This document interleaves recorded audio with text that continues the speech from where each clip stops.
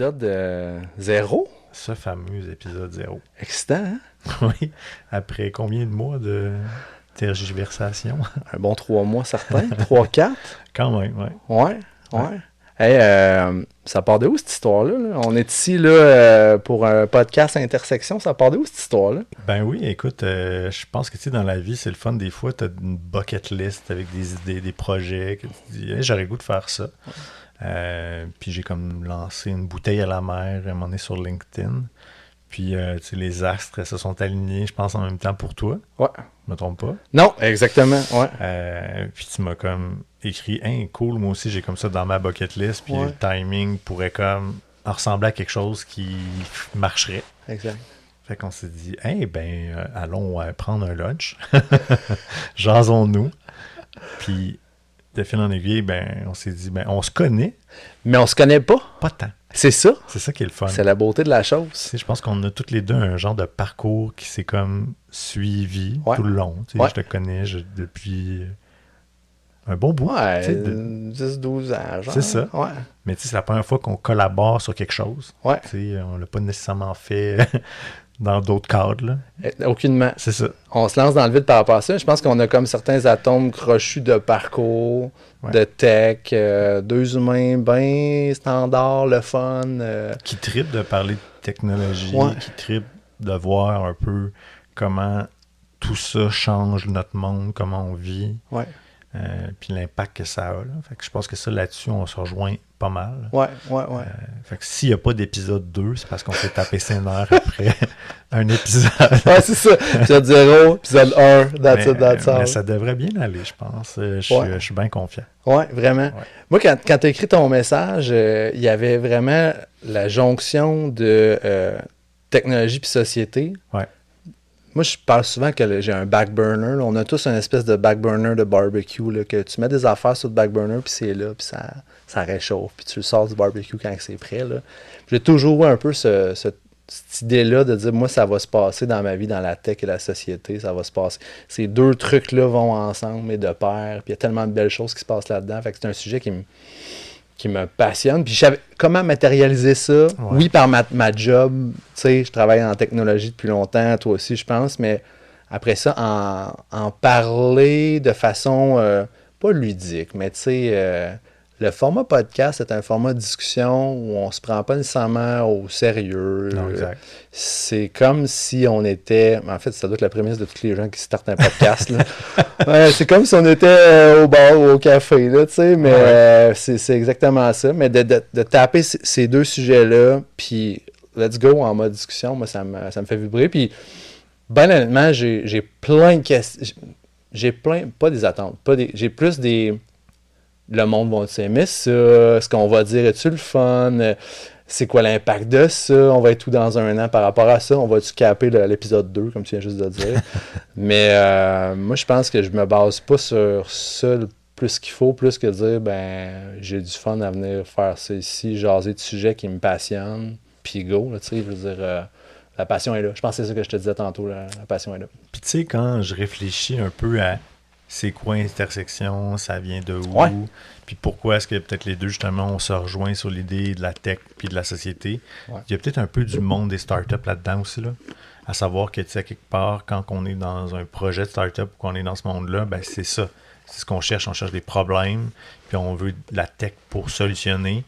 Puis, tu sais, souvent, c'est de la tech qui va servir aux gens. C'est ça quelque part. Donc, je pense qu'à l'intérieur de nous, il y a un peu de ça. J'ai déjà été plus jeune et très ambitieux dans des projets de start-up. Ouais. Tu as la chance d'en accompagner aujourd'hui. Je pense que le monde des startups t'intéresse aussi. Fait que c'est un peu ça. Moi, c'est un peu ça a toujours été un peu ça qui m'a, disons, animé de dire hey, OK, il y a des problématiques. La technologie permet de résoudre un paquet de problématiques, puis d'améliorer, puis de contribuer dans le fond, à la vie quotidienne des gens. Ouais. Puis c'est un peu ça, intersection, finalement, aussi. C'est à quelque part de... C'est quoi la vision que nous, on a de certains éléments du monde de la techno? Puis, dans le fond, comment on voit l'impact que ça peut générer maintenant ou demain ou dans le futur sur les gens. Fait que le terme intersection était très propice pour ça. Là. Ça fitait très, très bien. Ouais. Voilà. Ça a été... Tu l'avais en tête, ce terme-là, un peu. Là. Il est venu comme relativement intuitivement. Il était un peu dans ma description. T'sais, je ne m'étais pas dit nécessairement je vois ça obligatoirement comme le nom du podcast. Ouais. Mais ça s'est comme un peu présenté naturellement. Puis bon, on verra combien de temps ça va faire avec ce nom-là.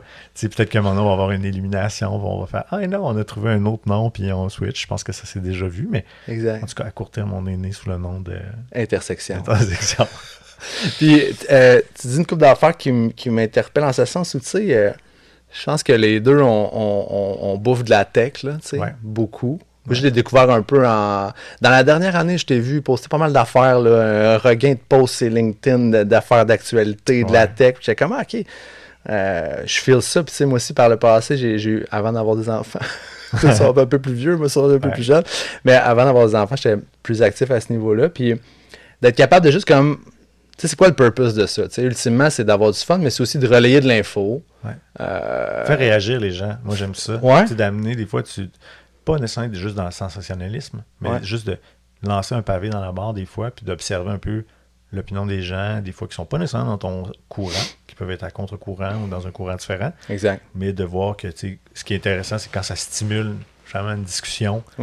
Que, OK, ben chacun, à quelque part, va faire cheminer l'autre sur son point. Exact. Puis que ça amène des débats sains. C'est ça qui est le fun. Aujourd'hui, tu sais, on se le cache pas, là, des débats merdiques. Il y en a rempli les médias sociaux. Là. Je veux dire, c'est malheureusement devenu un endroit où il y a beaucoup de hate, on veut dire. Mais c'est le fun des fois, justement, avec d'autres réseaux, d'être capable de canaliser ça puis d'amener ça sur du débat plus constructif. Même si des fois, ça va dans l'opinion. Parce que c'est un peu ça, les sujets aussi qu'on va se permettre, je pense, avec Intersection, des fois, d'aller dans notre opinion personnelle. Mais c'est sûr qu'on veut rester aussi sur du factuel, sur de l'appui.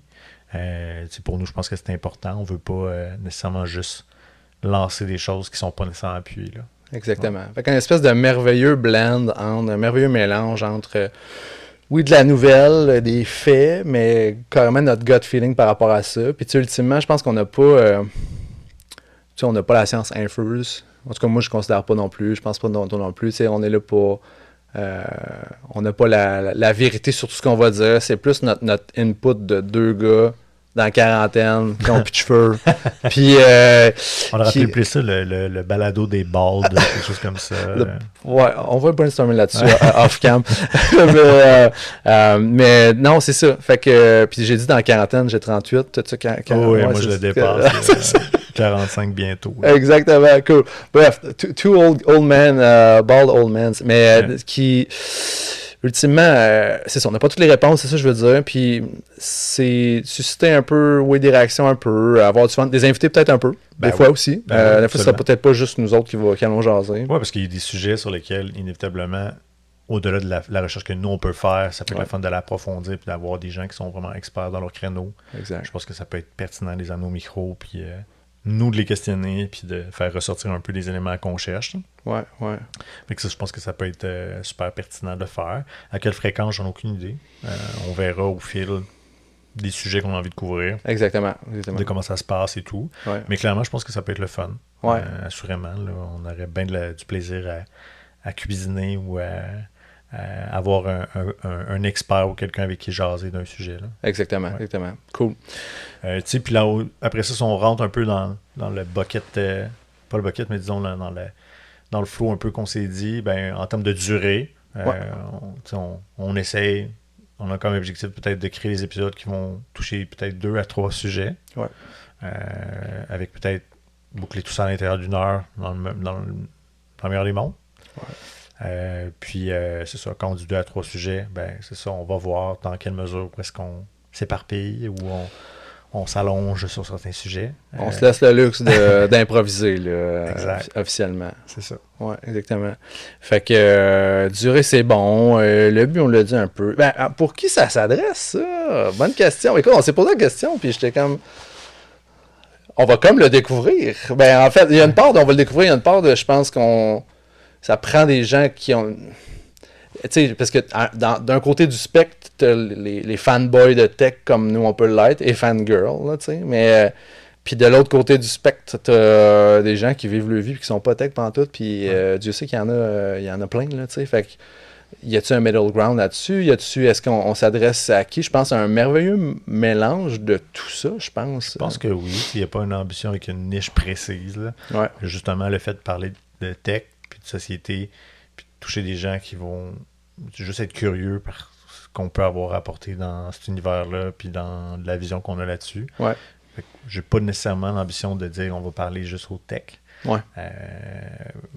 Comme je pense que des fois c'est peut-être plus difficile d'aller chercher naissance juste monsieur dans tout le monde aussi. Fait, comme tu dis, je pense que ça va être un joyeux mélange de tout ce monde-là, puis on verra, justement. C'est ça qui est le fun. Ouais. Ça démontre un peu que la prémisse de ce projet-là est bâtie vraiment sur l'idée qu'on est passionné, on aime ce qu'on fait. L'idée de trouver un micro pour pouvoir le faire, ben, c'est une expression qui est nouvelle peut-être. En tout cas, j'ai eu la chance de faire un petit peu de radio dans ma vie, mais c'est quelque chose que moi j'apprécie énormément. J'ai découvert ce monde-là, j'ai vraiment été accroché. J'ai fait « c'est le fun, c'est intéressant, c'est un médium qui est vraiment de l'écrit, c'est pas pareil. On publie des trucs, mais là de pouvoir s'exprimer à l'audio, je trouve qu'il y a quelque chose de complètement différent. Je trouve que ça facilite bien des choses. Des fois sur la compréhension, sur l'émotion, sur un paquet de facteurs. Puis en plus de l'audio, là, en plus vous avez nos faces. Exactement. C'est pas beau. Et moi, j'ai comme l'hypothèse qu'on va être capable de trouver notre crowd parmi tout ça. Là. J'ai comme... on va voir comment ça va aller, mais je suis pas inquiète là-dessus. Comme tu vois, là, la chose qu'on a oublié de faire, vas-y, c'est de se mettre un genre de timer visible, juste pour se donner une idée, repère de ça fait combien de temps qu'on record. On n'a aucune idée. Exactement. Ça fait combien de temps? 5 minutes, 10 minutes? Freestyle. Ben comme il faut, mais c'est correct. Tu vois. C'est l'épisode 0. On peut se permettre des petites erreurs. Puis là, encore là, ça sera pas parfait. On va se donner une couple d'épisodes avant de se roder. Puis je pense mise sur j'accepte l'imperfection et je l'embrasse. J'ai aucun problème avec ça. On peut vivre avec ça pour une couple d'épisodes, puis on s'ajuste, comme tu dis. Excellent, parfait. C'est bon. Puis présentation de co-animateur, on l'a fait un petit peu. Peut-être background un peu. Oui, c'est ça, exact. Dans le fond, comment? Parle-moi ça. Ouais. Parle-moi de toi, ça. Salut. Ouais, je vais peut-être même te dire des affaires que tu sais pas de moi, je sais pas. Un petit gars de Shawinigan. Ouais. Trou du diable, For the Win. Même si ça a été vendu à... C'est pas la batte, c'est Molson. La batte. Un des gros joueurs. Un des deux. C'est la batte, ça. La batte. Fait que, on va leur sous-titrer si jamais c'était pas le bon. Exactement. On vient de se créer de la job de plus. Fait que Shawi, j'ai born and raised là-bas. Donc, j'ai étudié en informatique à Shawinigan, au cégep de Shawinigan, pour devenir programmeur de formation. Puis on est au tournant des années 2000. Puis dans ce temps-là, il n'y a pas 18 métiers. C'est comme tu es programmeur ou tu es peut-être chargé de projet ou tu deviens directeur. T'sais. Fait que j'ai fait tout le cours au complet, mais en me disant non, c'est pas vrai que je vais être assis sur mes fesses à programmer 40 heures semaine. Fait que je suis parti dans l'Ouest canadien. Okay. Puis partir dans l'Ouest canadien, apprendre sur la vie, chiller là-bas, faire 8 jobs en même temps, rencontrer ma blonde qui est ma femme master, belle histoire. Puis on est revenu ici à Québec après pour étudier. Puis moi, je suis allé étudier comme prof d'anglais langue seconde à l'Université Laval. Fait que, ça a fait un drôle de blend, les technos, puis la pédagogie après ça. Puis j'ai fait le 3/4 du bac pour finalement me rendre compte que les techs me rappelaient. Tu sais, là, il y a un loop bac avec intersection. Fait que, tu sais, le web startait en plein essor, on est en 2008, 2009. Le web est en plein essor, les apps commencent à popper, les iPhones sont là. Là, je fais comme, OK, il y a plusieurs autres métiers que juste programmer. Oui, c'est là, mais il y a plein d'autres spécialistes UX, UI, il y a plein de corps de métier qui existent. Fait que je dis, là, je retourne là-dedans à pieds joints, il y a trop de fun à se faire. Fait que j'ai fait mon... Puis c'est là qu'on s'est un peu croisé dans ce parcours-là, c'est que moi, je suis tombé dans le monde des agences rapidement. Fait que agence web, en me disant, moi, ce que je veux faire, c'est des sites web, des apps. Fait qu'apprendre ce métier-là. C'était comme un boom aussi, là, dans le sens où il y a comme eu une explosion. Il y a comme plein de boîtes de développement web qui ont apparu. Puis il y a comme, là, ça s'est calmé un peu. Là, ça s'est un peu plus rationalisé. Là. Les gros sont là, quelques petits, mais il n'y en a plus autant que dans le temps, peut-être. Là. Puis, fait que j'ai travaillé là-dedans pendant plusieurs années pour après ça être du côté des... un peu plus au côté client. J'ai comme traversé la clôture. Au lieu d'être une agence qui contribue, puis là je programmais pas, en fait j'ai été programmeur mais chargé de projet puis au développement des affaires, fait que j'ai comme travaillé dans cette zone-là en agence. Puis après j'ai fait le switch, je suis allé dans des business qui avait besoin de jaser avec des agences, mais qui avait personne à l'interne pour bien comprendre la réalité de contracter avec une agence, c'est avoir une espèce de... c'est comme un partenaire clé à ton succès qui doit devenir ton best buddy, tu sais, pour réussir dans ta transformation numérique, dans tout ce que tu as besoin de faire. Fait que j'agissais comme un peu comme expert de ce côté-là pour les aider à jaser avec les agences. Fait que j'ai roulé ma bosse là-dedans pendant un bout de temps, travaillé dans du produit aussi, toujours dans le numérique, en fait tout le temps dans le numérique, mais toujours avec une composante de vulgarisation, de pédagogie, de humaine. L'intersection, c'est aussi de l'humain. Ben ça oui, aussi, on l'avait un peu briefé tantôt, mais toujours avec une composante humaine là-dedans. Puis récemment, je suis dans un incubateur à start-up universitaire qui est Entrepreneuriat U-Laval, où j'accompagne des entrepreneurs qui ont le désir d'entreprendre des startups qui sont très technologiques. Fait que c'est vraiment des aider dans la plupart en fait, tous les pans de l'entreprise et l'entrepreneuriat technologique.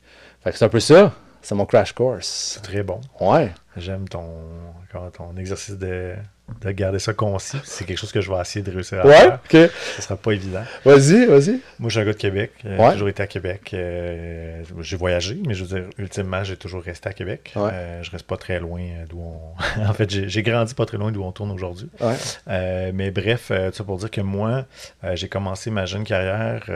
En fait, l'école, ça me tentait pas vraiment. J'ai toujours eu de la difficulté, moi, avec l'école. Ouais. Mais à un moment donné, il y avait des écoles privées et tout. Je me suis tenté pour devenir administrateur réseau. Parce que l'informatique en général, ça m'a intéressé dans mon très jeune âge. Là. J'avais 13 ans, je me souviens, mes grands-parents m'avaient acheté mon premier ordinateur, BBS, jadis. Je savais même pas c'est quoi. Exact. Tu vois, t'es dans la quarantaine, moi je suis encore dans la trentaine. C'est ça. Avant, justement, là, qu'on tombe vraiment plus là, sur le web avec des 2400 bautes. Fait que ça traduit mon âge. Ouais. Mais bref, vraiment trippé sur la tech. Là, j'étais plus au niveau hardware, vraiment, si on peut dire. Là, vraiment. Administrateur réseau, tu étais très, très dans du matériel, des wires. Là, Donc, j'ai commencé une formation d'administrateur réseau et à travers cette formation-là, j'ai découvert Internet. J'ai comme découvert la programmation. J'ai fait, oh, OK, ça c'est intéressant. Il y a de l'avenir là-dedans, puis ça me parle. Ouais. Puis de toute façon, je pochais tous mes examens théoriques d'administrateur réseau. J'étais très bon dans le technique, mais j'étais un petit peu trop lâche. Fait que quand c'était le temps de faire les examens théoriques, ça allait pas. Tout ça pour dire qu'après, j'ai abandonné ce cours-là. Je me suis lancé dans un autre institut privé qui était pour devenir webmaster. Webmaster. Ouais, webmaster. Ce qui est un peu, je pense, aujourd'hui l'équivalent du développeur front-end. J'allais dire, c'est un terme qu'on voit plus, là, mais ouais. Aujourd'hui, je regarde un peu, là, les front-end maintenant sont plus techniques encore. En mon temps, c'est un peu ça. Même si, ultimement, moi, comme webmaster, après ça, j'ai travaillé dans les agences et dans ma première agence où je faisais tout, là, du design, de l'interface, à programmer, à connecter tout ça dans les bases de données, etc. Pour me rendre compte après 2 ans et demi que c'était pas pour moi. J'étais vraiment un gars de création. J'aimais la création, j'aimais les projets diversifiés. Moi, dans la vie, je suis un gars qui aime bien partir des choses. Non. Ouais. Mais il y a un certain moment donné où si c'est trop routinier, ben ça me fatigue puis ça perd l'intérêt. Ouais. Ce qui fait que dans ma carrière, justement, j'ai passé dans plein de boîtes, j'ai développé plein de projets, j'ai travaillé sur plein de trucs. J'ai eu des postes, justement, un peu plus, comme tu dis, direction, charge de projet, direction de produit, où il y a de la création, mais il y a une très grande part de gestion après qui vient. Puis après un certain temps, j'ai fini par être honnête envers moi-même puis réaliser que c'était clairement pas fait pour moi. C'est pas toujours facile d'être honnête envers soi-même parce que t'es comme, hey, là, j'entreprends des affaires, puis là, je commence des jobs ou je commence des études, puis là, j'ai investi 4 ans de ma vie, je suis rendu aux 3 quarts, puis là, t'abandonnes. Puis moi, j'ai vécu à un moment donné dans ma carrière une genre de fatigue du milieu, là, dans le sens où j'ai comme passé un bon nombre de boîtes. Puis je me retrouvais pas. J'ai essayé de me partir des trucs avec des mauvais timings, trop éparpillé dans plein d'affaires. Aujourd'hui, j'ai appris que quand tu veux faire quelque chose, il faut focusser un peu plus aujourd'hui. Puis c'est comme ça que tu peux réussir à faire fonctionner tes projets. Puis j'ai appris aussi que c'est pas moi qui va faire la longévité du projet. Je suis un gars qui est bon pour la création, puis après ça, de savoir s'entourer, puis trouver les gens autour de soi pour travailler en collaboration. Fait que c'est un peu ça mon background, je te dirais. Aujourd'hui, je suis revenu avec mon petit bagage de consultant après avoir fait un crush de quoi? À peu près quasiment 8 ans dans le monde du retail. avec du commerce électronique un peu à travers ça. Mais ça a été des années difficiles. Fait à un moment donné, pendant ces années difficiles-là, on s'était dit, qu'est-ce qu'on fait? Parce que ma conjointe était impliquée là-dedans. Puis on s'est dit, bon, c'est soit on revient aux amours du monde numérique, ou soit on essaye le retail. Puis on a essayé le retail, puis on est revenu au point de départ en se disant, bon, ben regarde, c'était l'autre chemin finalement qu'on va pas être aujourd'hui. Ouais. Fait que, plus en mode consultant, en mode accompagnement, les organisations, comme tu disais un peu tout à l'heure, être un peu le vulgarisateur puis le matchmaker, si on peut dire, entre hey, ben moi, je vis telle situation, qu'est-ce que quelle tech tu me suggères, qu'est-ce que je peux utiliser comme produit, qu'est-ce qu'on peut faire pour m'améliorer, puis d'approcher ça avec une idée qu'aujourd'hui, en 2024, des produits et des services, il en existe énormément. Ouais. Contrairement à il y a peut-être 10 ans où on développait plein de trucs, il y avait beaucoup de nouveautés possibles. Beaucoup à bâtir à ce moment-là. Là. Ouais. Alors là, c'est le fun. Moi, je trouve ça intéressant d'arriver avec mon œil de lynx. Puis d'être capable de dire, oh, ok, ouais, je pense qu'il y a un produit que je connais qui pourrait être intéressant. Puis de se donner en même temps la flexibilité de dire, on va prendre le temps de regarder l'écosystème, voir justement s'il n'y a pas un outil qui pourrait faire la job. Ouais. Avant de se lancer puis d'essayer de dire ok, on va coder quelque chose sur mesure ou quoi que ce soit. Fait que c'est un peu où je suis aujourd'hui, comme dans le désir de transmettre un peu de mon petit côté geek qui voit des choses passer puis que j'allume souvent. Ça c'est intéressant, tu sais, l'idée un peu aussi derrière l'interconnexion de dire, intersection, intersection. Ouais. On va s'y faire l'intersection, de voir de la tech puis de penser mais ça c'est quoi l'impact que ça va avoir sur l'humain aujourd'hui ou demain, tu sais, donc je le fais mais à l'échelle plus d'entreprise aussi maintenant, là, fait que ça, je trouve ça intéressant. Je bounce back un peu sur un truc que tu as dit, tu sais, moi je te checkais aller, là, tu sais, je te voyais bien aller sur LinkedIn, là, puis tes parcours, puis tes affaires, tu startais, puis là je fais un parallèle avec, mettons, mon père qui a travaillé 30 ans dans une usine à Shawi, l'Alcan. Yes. Tu sais, on a des parcours, toi puis moi, je pense aussi, tu sais, on a vu bien des affaires. Aujourd'hui, c'est un peu la somme d'expériences vraiment diverses. Mm-hmm. Oui, dans le numérique tout le temps, mais mais à des fois, il y a du retail, il y a de l'e-com quand même. Ouais, il y a eu des startups, il y a eu... un peu de tout. Puis après ça, c'est de dire, hey, c'était pas un je circle back à mon père, qui était comme, c'était un straight line de l'Alcan 30 ans. T'sais. Nous autres, c'est comme, ouais, facile. Je pense qu'on est rendu beaucoup des générations qui sont comme ça. Ouais. Mais ça donne quand même une richesse au background qu'on a su acquérir. Puis après ça, ben, je pense qu'il n'y a pas ce sentiment de dire, ben, moi, je pense que quand il y a quelque chose qui se présente ou quelqu'un vit une problématique, je te dis l'œil de lynx, ben, c'est un peu la somme de cette espèce d'expérience-là qui est capable d'avoir une valeur ajoutée pour les gens autour de nous autres. Là. Autant professionnellement puis faire de l'argent que ça, que plaisir ici, puis juste en parler. T'sais. Ah non, absolument. Tu touches un super bon point. Là. Clairement, je pense que on a la chance un peu d'avoir évolué dans une période où c'était comme, il y avait plein de possibilités, là, c'est-à-dire que tout était là. Ouais. Donc, on a, nous, navigué dans tout ça. Ouais. À travers, dans l'idée, OK, ben, on va se faire un chemin, on va se trouver une place, mais ça a fait qu'on a touché à plein de trucs. Fait que je pense qu'on est un peu des bons généralistes aussi, là. Même si aujourd'hui, on a peut-être un créneau. Là. Le fait d'être un bon généraliste, je pense que c'est un méchant bel avantage. Ouais. D'être capable d'apporter un petit peu de connaissances sur plusieurs facettes de notre métier. Là. Fait que... Là, j'ouvre une petite boîte, là. Je nous permets ça, là, être un généraliste. Moi, j'ai souvent eu cette réflexion-là. Avec, OK, tu as le généraliste, puis tu as l'expert dans son domaine. T'as-tu déjà eu, pas le regret, mais je cherche une expression, le sentiment d'imposteur, de pas être, ben pas imposteur, mais tu sais, être pas content d'être un expert, puis juste dire, je ne suis qu'un généraliste. Moi, je suis déjà passé par ce mindset-là. Puis ultimement, après coup, après sagesse du temps, je suis comme, God damn, il y a de la valeur en salle à être généraliste aussi. Là.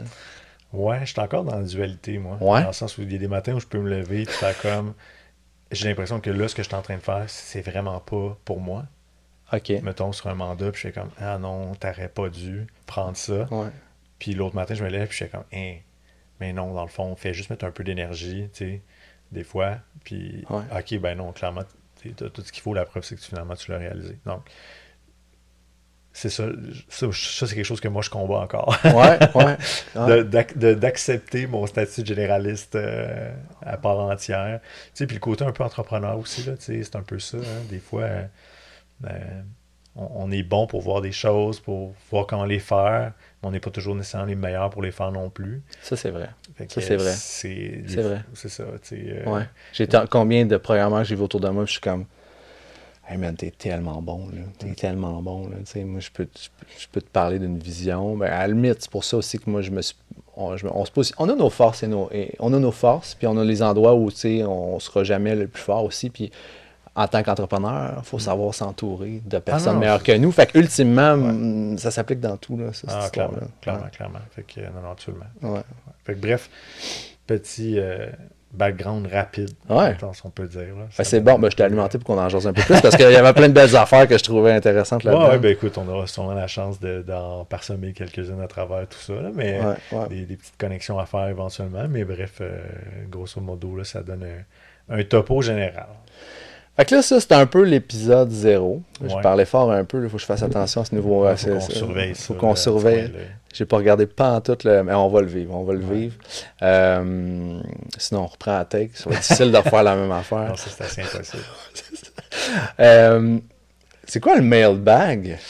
Ouais, le mailbag, OK. C'est ton idée, mais je la trouve bonne. Ben, en fait, je me suis mis à écouter des podcasts. Moi, ça fait pas longtemps que je me suis mis à en écouter. Je dirais, ça fait peut-être 1 an et demi, 2 ans, peut-être gros max. J'ai commencé ça dans la voiture pour alimenter le trafic. Okay. Des fois, quand j'avais des longues routes à faire. Puis j'écoutais, moi, dans mon petit bagage de passion, je suis un collectionneur.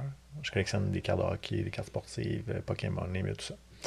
J'ai mis la main là-dedans, justement, il y a à peu près 3 ans.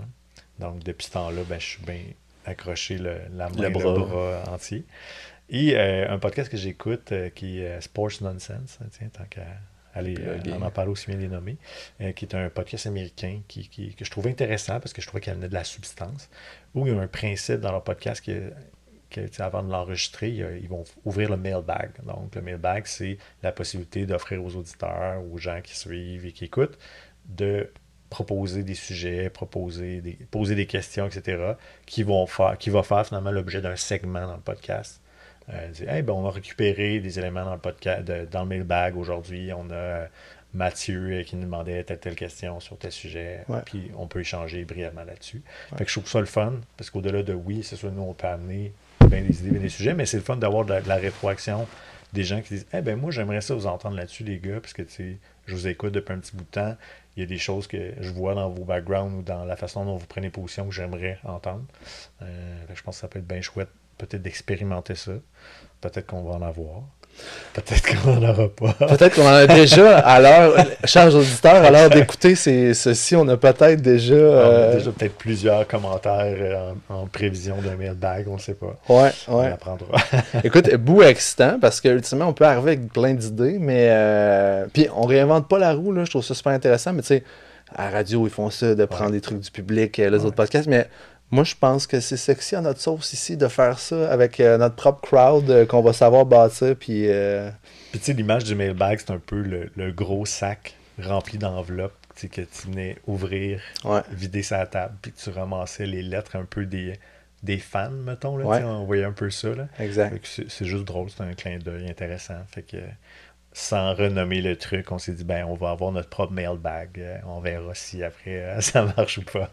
Fait que l'appel est lancé, Joe. Fait que s'il y en a qui, à la lecture, au visionnement, à l'écoute de cet épisode 0, vous n'avez même pas encore goûté à ce que ce sera Intersection, à part un petit teaser ici. Yes. Vous savez un peu où on s'en va, de la tech, de la société. Vous avez un angle précis, une opinion, un fait, une tech qui vient de sortir, une nouvelle qui vient de sortir. Dans l'actualité, ça peut être le fun. C'est sûr qu'il va toujours avoir l'enjeu dans le temps. Oui, c'est ça. Donc, des fois, ça peut être plus difficile pour nous de couvrir quelque chose qui vient de sortir, puis que finalement, on va peut-être perdre de l'intérêt d'un point de vue actualité au moment où nous, on va peut-être avoir la chance de faire un enregistrement. Exact. Mais cela dit, dans le meilleur du possible, on va essayer de le faire. Exactement. Comme aujourd'hui, on ne parlerait pas du panier bleu, par exemple. Non, c'est ça. C'est fini. C'est terminé. OK. Il nous manque-tu quelque chose d'autre? Je pense qu'on a fait le tour. Donc, en résumé, on va parler de tech, de société. On va s'amuser là-dedans. Je pense que c'est le mot-clé. On veut avoir du fun. Puis, On va essayer de se garder ça sur un épisode de 60 minutes. En termes de récurrence, on n'en a pas parlé. Non. Peut-être, au départ, on va y aller sur une approche peut-être un par mois. Ouais. Puis si on voit justement qu'il y a de l'engouement puis que nous, on est motivés, on va essayer peut-être de le faire plus court, peut-être sur 3 semaines. On verra. Tu sais, rendu là, on verra ce qui est possible. Il n'est pas impossible aussi, puis tu sais, on s'entend, chers auditeurs, que nous brainstormons aussi encore à tous les jours. Il n'est pas impossible qu'une nouvelle de tech atterrisse et soit tellement fracassante que vos chers co-animateurs débarquent dans le studio et décident de recorder quelque chose ou de se la jouer un petit Google Meet call, Zoom call, puis on record cette affaire-là parce qu'il faut vraiment qu'on l'envoie, parce que ça fallait vraiment on verra comment ça va. Un genre d'épisode 1.5. Genre, exactement. C'est ça. Fait qu'on va s'adapter en fonction de ce qui va se passer, mais ouais, on va voir où ça va nous mener, mais un beau projet là, qui s'annonce vraiment. La glace est brisée. La glace est brisée. Merci, Joe. Yes, merci. C'est parti. Yeah. Merci. Good job.